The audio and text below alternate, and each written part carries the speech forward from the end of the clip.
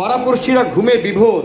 মোবাইলে দু একটা যুবক যুবতীদের এলোমেলো কণ্ঠস্বর ভেসে আসছে।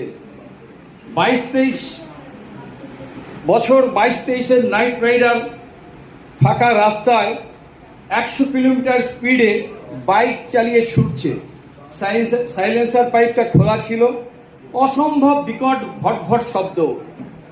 পেছনে পুলিশের ভ্যান ওকে তাড়া করছিল। একে একে শহরবাসীর ঘুম ভাঙল।